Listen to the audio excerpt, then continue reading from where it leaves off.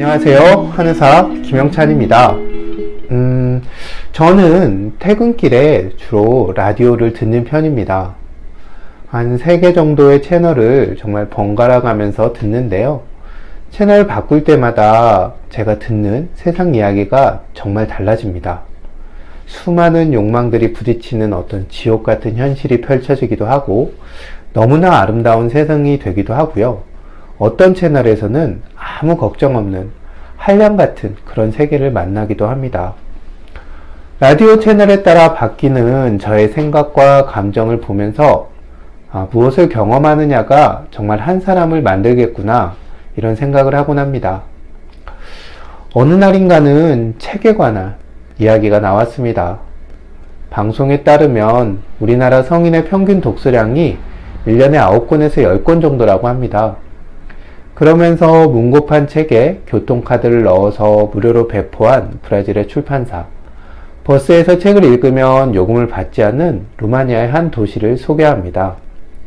사람들에게 책을 읽게 하기 위한 다양한 시도들을 소개하면서 라디오 진행자는 책을 통해 전해지는 인생의 의미를 향유할 수 있었으면 좋겠다라고 말했습니다. 때마침 비가 내리고 있었어요. 라디오에서 흘러나오는 음악 소리를 들으면서 저는 이런저런 생각이 들었습니다. 인터넷을 떠다니는 정보들은 이렇게 넘쳐나는데 왜 세계 각국은 책을 읽지 않는 걸 걱정하지? 정보의 바다를 가득 채운 이 이야기들은 가치가 없어서일까?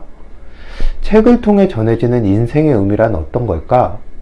그것이 종이책이 아니라 전자책을 통해 전해지면 또 다를까? 임신 중에 종이책을 많이 본 엄마와 스마트폰을 손에서 놓지 않은 엄마에게서 태어난 아이들의 성향은 서로 다를까? 인공지능이 대신 기억하고 생각해 줄지도 모르는 시대에 종이책이 살아남을 수 있을까? 어쩌면 그런 속에서 인류는 또 다른 종으로 진화하는 것은 아닐까? 이런 질문들을 했습니다. 집에 들어와 씻고 저녁을 먹고 나서 마라톤에서 지는 법이란 책을 읽었습니다. 책을 읽으면서 그 방송이 다시 떠올랐어요. 그 순간 책을 읽는 것은 단순히 그 내용만을 알게 되는 것이 아니구나 라는 생각이 들었습니다. 이렇게 책장을 넘길 때의 손의 감각과 책장이 넘어가는 소리, 종이의 냄새, 책을 읽는 동안 내 안에서 일어나는 생각과 감정들, 그리고 잠시 주변에서 떨어져서 나와 있는 것 같은 그런 고립감까지, 이 모든 것이 독서란 단어 안에 들어있다는 생각이 들었습니다. 물론 종이책이라도 수험서 같은 목적이 뚜렷한 책이나 흔한 자기계발서라면 그 느낌이 다르겠죠. 하지만 좋은 책 중에는 끝끝내 기존의 나를 깨트리고 새로운 세계로 끌어들이고야 마는 그런 책들이 있습니다. 그런 책은 우리가 화면을 통해 접하는 정보들이 주는 것보다 훨씬 더 깊고 풍부한 자극을 몸과 마음에 줍니다. 책이 건강과 무슨 상관이지? 라고 생각하시는 그런 분들이 계실 것 같습니다. 환자를 살피면서 몸과 감정의 감각들이 마모된 경우를 자주 봅니다. 일상에 관한 대화를 나누다 보면 삶의 이야기가 그 밥에 그나물인 경우가 참 많습니다. 많은 분들이 다들 그렇게 사는 거 아냐? 라고 말씀하실 겁니다. 이 또한 맞는 말입니다. 어제의 삶과 오늘의 삶은 대부분 비슷합니다. 그런데 문제는 우리가 착각을 하면서 산다는 점에 있습니다. 우리는 SNS나 유튜브 등을 통해 뭔가 새롭고 다양한 세상을 받아들이고 있다고 생각합니다. 그런데 그것들이 우리 안에 일으키는 파문은 지극히 말초적이고 돌아서면 바로 잊어버리는 별거 아닌 게 대부분입니다. 게다가 최근에는 그 정보의 호흡이 점점 짧아지고 자극적으로 변하고 있죠. 마치 색깔만 다른 막대사탕을 먹는 것 같습니다. 포장과 향은 다양하지만 먹고 나면 결국 남는 것은 설탕 맛 뿐입니다. 아무런 생각 없이 멍하니 이 세상에 빠져 있다 보면 매사 감흥이 없고 무감각하게 변화합니다. 밖의 세상을 이렇게 바라보는 감각뿐만 아니라 내가 타인에게, 다른 존재에게 내 감정과 생각을 표현하는 것 또한 그렇게 변화합니다.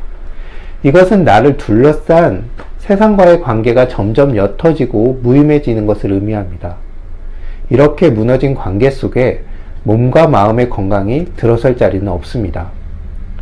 여기에 현대인들은 이전 사람들보다 몸을 적게 움직입니다. 그러다 보니 순수하게 몸을 움직이면서 얻는 감각의 양이나 종류, 그리고 거기서 얻는 즐거움이 눈에 띄게 줄어들었습니다. 의식적으로 운동을 하고 아웃도어 라이프를 찾아 떠나기도 합니다.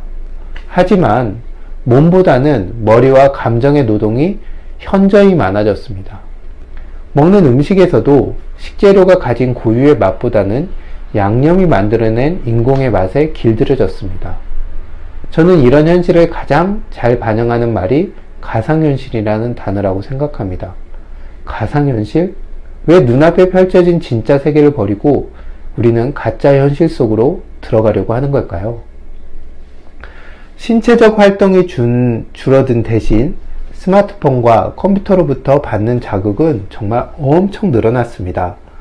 우리는 단순히 화면의 글자나 그림, 영상만 본다고 생각합니다.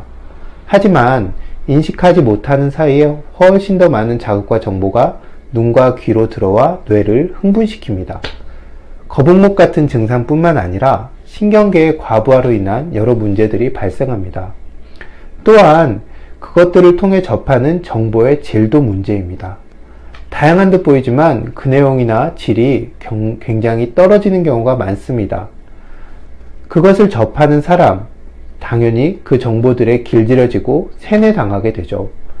얄팍한 정보들이 일으키는 말초적인 자극들에 과도하게 노출되어 자신도 이유도 모르고 예민하고 피곤하고 많이 아는 것 같지만 실상은 무식한 사람이 되어가는 겁니다. 진료를 하면서 이 예민함과 피로는 결국 둔감해지는 것으로 이어진다는 것을 발견합니다. 화투를 매일 치는 것이 치매 예방에 별 효과가 없는 것처럼 같은 자극의 반복은 더 이상 뇌의 흥미를 끌지 못하기 때문입니다.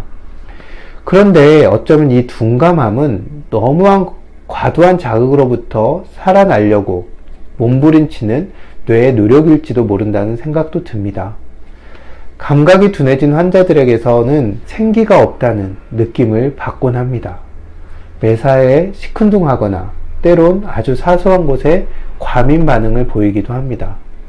그런데 많은 사람들이 이 상태를 그냥 정상이라고 여기며 삽니다. 당연히 병이 잘 날 수밖에 없고 난 병이 잘 낫지 않을 수밖에 없습니다. 걱정스러운 점은 이런 문제들이 앞으로 점점 심해질 확률이 높다는 겁니다. 현대인이 컴퓨터와 스마트폰 그리고 인터넷을 포기하는 것은 아마도 뭔가 더 나은 도구가 생기거나 전 지구적인 엄청난 재난이 일어나기 전까지는 불가능할 겁니다. 저도 이렇게 유튜브 채널을 통해서 여러분과 만나고 있고요. 우리는 자극의 홍수 속에서 삽니다. 그런데 이 자극들은 뭔가 결핍되어 있습니다. 집 밖과 어떤 상업 음식이 다른 것처럼 말이죠. 맛있어 보이지만 계속 먹으면 맛있는 줄도 모르고 건강도 조금씩 나빠지는 것도 비슷합니다. 건강을 위해서는 집 밖과 같은 건강한 자극이 필요합니다. 저는 우리에게 필요한 자극을 과거의 사람들이 해왔던 일들에서 찾을 수 있다고 생각합니다.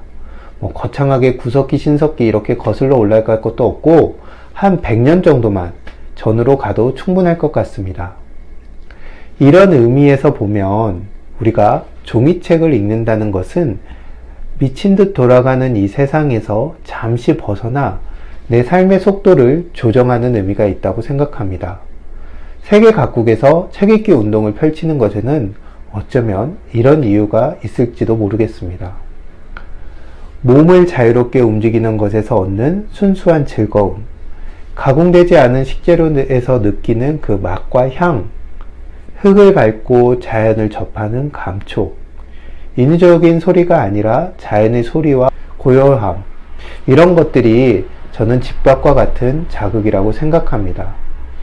예민해지고 지친 현대인들의 마음과 몸에는 이런 자극들이 가장 좋은 약이 될 수 있습니다. 모든 현대인들이 나는 자연인이다로 돌아갈 수는 없겠죠. 일상의 자극들은 없앨 수도 피할 수도 없을 겁니다. 그렇다면 그것을 가능한 줄이고 유해한 자극 때문에 받은 상처들을 회복하고 치유하는 시간을 가져야 할 겁니다. 이전 어느 휴대전화 광고처럼 잠시 그 자극들을 끄고 잃어버린 감각을 일깨우는 건강한 자극들과 만나는 시간을 만드십시오. 치유는 거기서부터 시작될 것입니다. 경청해 주셔서 감사합니다.